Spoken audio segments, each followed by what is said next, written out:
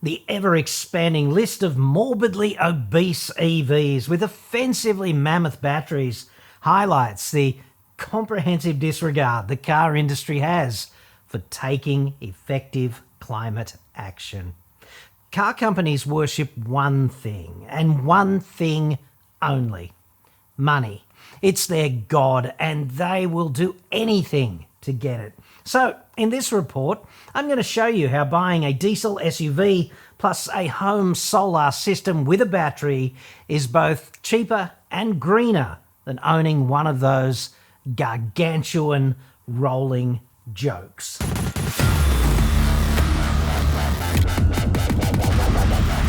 I'm John Cadogan from AutoExpert.com.au. New cars cheap, Australia only, website, card. When I say anything, dude, I really do mean anything. They will do anything for money, car makers. They rub you wrong time, darling. Toyota, for example, knowingly lying through its trousers to more than 250,000 customers just to keep those defective diesels selling like hot friggin' cakes. Ford will watch its customers burn, literally in the case of Pinto, and decide that this is the most cost-effective and therefore acceptable course of action. Dude, Ford is a very, very special company in the domain of morality and ethics. They really are. Ford thought it was okay one day in Argentina, perplexingly enough, to operate an illegal employee detention and torture centre in its frickin' factory. Talk about ultimate employee incentive program, like Jesus, dudes. They went, yeah, sure, detention centre. Would you like fries with that? Nobody could make that shit up. They actually did it. And Volkswagen, well, if you have to poison several thousand people around the world in a massive criminal conspiracy just to appease, I don't know, key stakeholders, I guess that's an acceptable trade-off too, provided you don't get caught. We could do this all day, but against this hilarious anything goes, very sorry we got caught corporate mindset backdrop of the industry, perhaps it's unsurprising, therefore, that car makers are manufacturing these perverted, obese EVs that waste resources and do nothing in terms of climate action. In the domain of egregious waste of resources and total climate ineffectiveness, it really doesn't get more offensive than when a car maker builds some giant 2.5 frickin' ton EV with a battery larger than 90 kilowatt hours. And then, of course, they cop some kind of reach around from the likes of the local Minister for Blackouts and Scientific Illiteracy for being so fucking green. Net zero. Shit, yeah. What vehicles are we actually talking about here? Well, let's start with that absurd Kia EV9. 100 kilowatt hours, please. How about Polestar? The fake Swedish Chinese electric car maker is intrinsically a joke in my book, with an experience centre at Chaddy, right next to the Dunnies. I thought that was so funny, but the Polestar 3 is the real punchline here at 111 kilowatt hours. Like, take that, planet Earth. The Tesla Cybertruck now, the mighty Jesus X own gravedigger. Here's a proper shitbox that looks almost as ridiculous as its estimated 120 kilowatt hour battery. And BMW too, the Bavarian money wasters.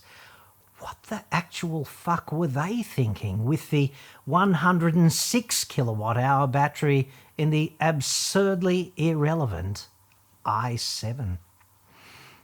Probably thinking the same as everyone else, following this offensive supersized battery trend.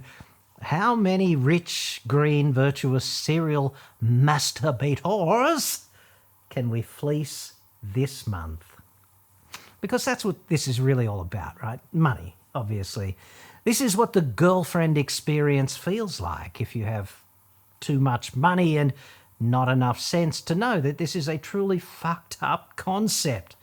Wrapping those wasted resources in a cloak of green virtue in exchange for mission control, giving some car maker the go for docking procedures with some rich twat's bank account, and hoping no horrible personage on YouTube actually calls them out for this kind of conduct. So, you buy your EV9, your Polestar 3 or i7 or similar morbidly obese battery-powered shitbox, and you divorce yourself from oil. You go, girl. Save that planet. Let's say you retired in this process a reasonably late model diesel Sorento or similar. 159 grams of climate-killing CO2 for every kilometre it drove, times 15,000 of those annually. That's about 2.4 tonnes every year. You planet freaking saver. The 100 kilowatt hour battery in a shitbox such as the EV9 has something in the order of 10 tonnes of CO2 embodied in its construction. So there's the first 4 years of its operation literally up in smoke until you break even on CO2, and that's only if you charge it up exclusively on green electricity. Unlikely. That thing has a range of about 500 kilometres, I think. So if you do 15,000 Ks a year notionally, that's the equivalent of about 30 full recharges. And let's say, because we operate in the real world, you only manage 2/3 of those recharges using actual green electricity. How does that affect you? How long does that take to claw back, to break even on CO2? Pick a number, dude. What do you reckon it is? Electricity in Australia is about 660 grams of CO2 for every kilowatt hour. I just worked that out from first principles, right? That's what you get when you take the total generation capacity of the nation, which is roughly 273,000 gigawatt hours, and you divide it by the CO2 produced by electricity generation, which is roughly 155 million tonnes, plus roughly half of the fugitive emissions from coal mines. And I'm choosing half because half of the coal is exported and the other half gets burned here. Roughly 25 million tonnes for that. And you can crunch those numbers yourself. It's about 660 grams for every kilowatt hour.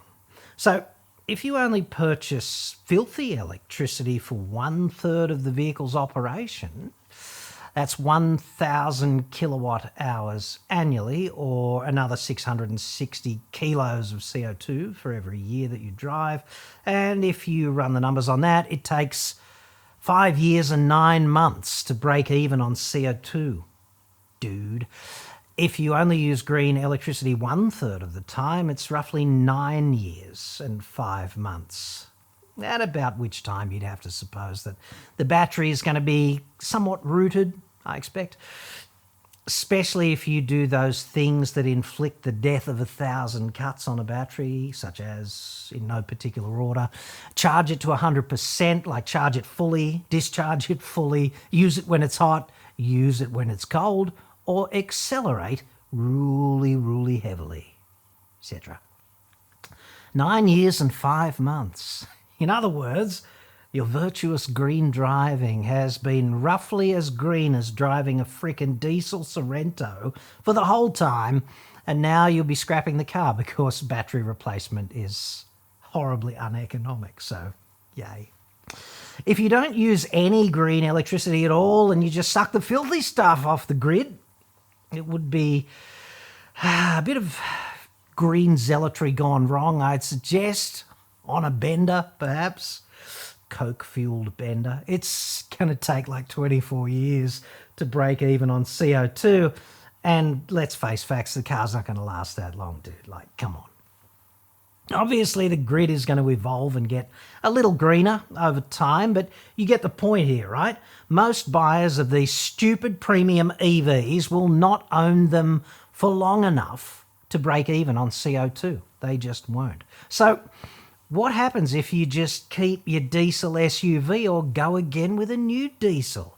Well, in the case of a Sorento versus an EV9, up front, you're going to save about 60 grand. So there's that.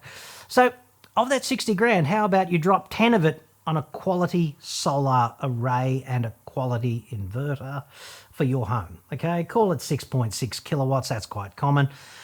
That'll probably generate on average 20 kilowatt hours a day, which is more electrical energy than you probably use at your home on average. The average household use in Sydney is actually 14 kilowatt hours every day. That's according to finder.com.au using data from the Australian Energy Regulator.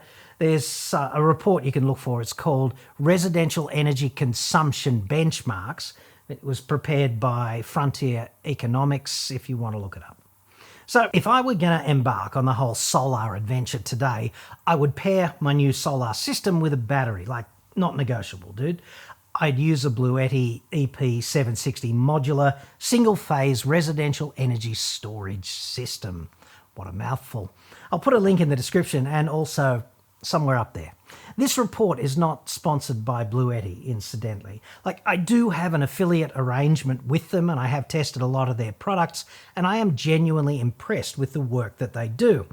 If you did want to go that way, I can swing you a $300 discount on the unit. I'll put details in the description and I will earn a small commission.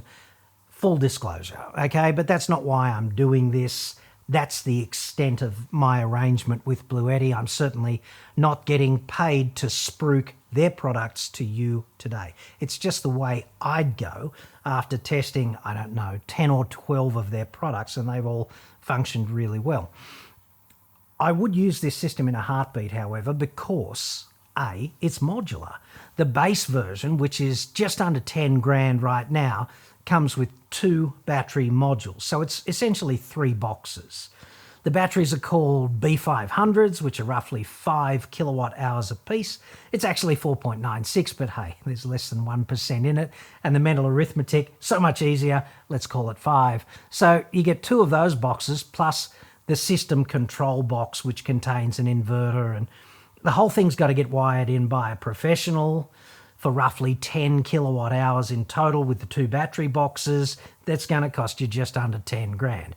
Like, you can, of course, buy 1 or more battery modules extra, so 15 or roughly 20 kilowatt hours respectively, for a total of 3 or 4 battery modules.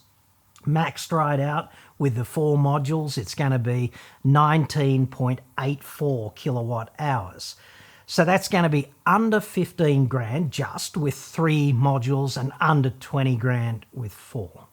And the beauty of the modularity here is if you start with 2 modules and you decide later that you want more battery capacity, it's easy. You just add them.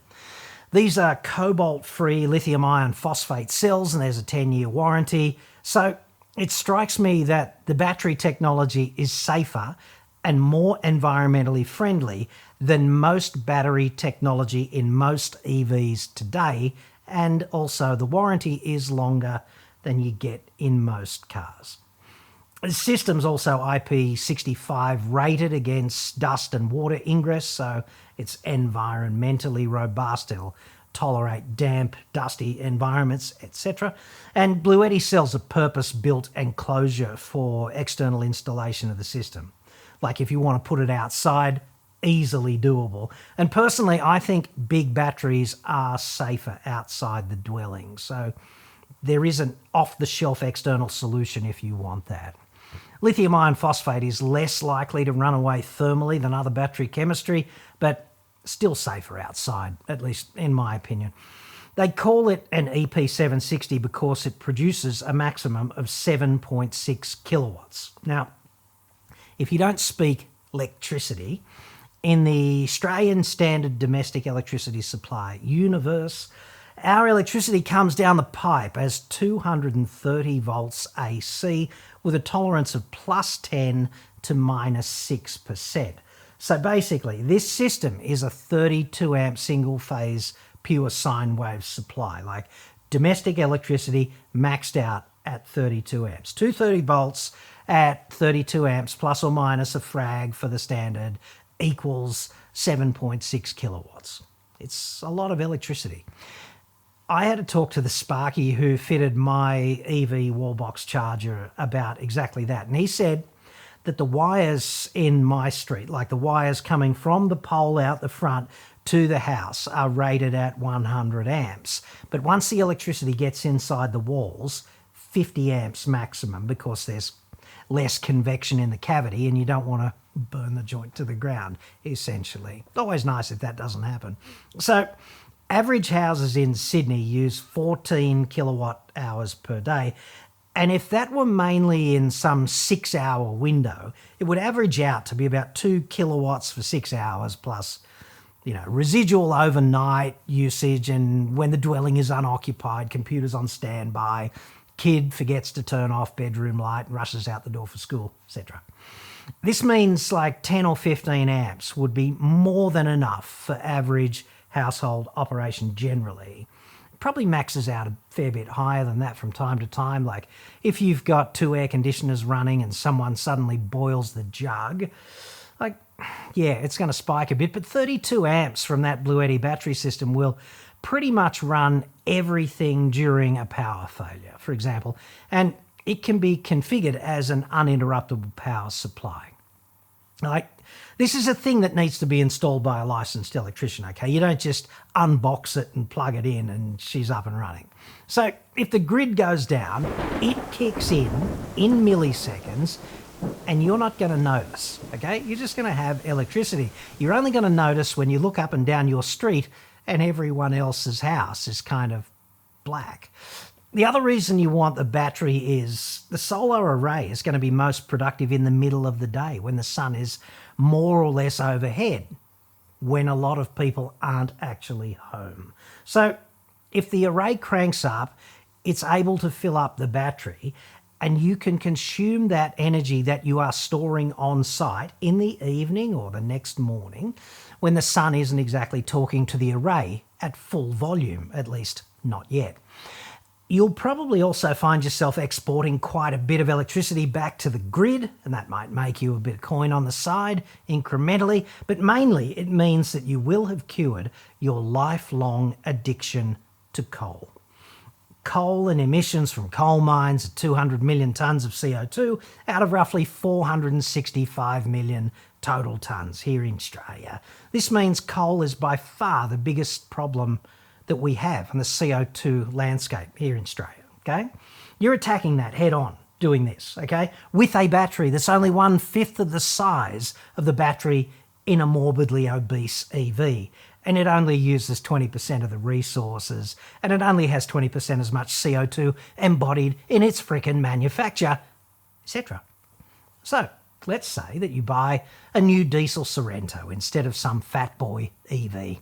You're going to have 60 grand left over compared with buying that lardy-arsed EV9. 60 grand's a lot of money to most people, just saying.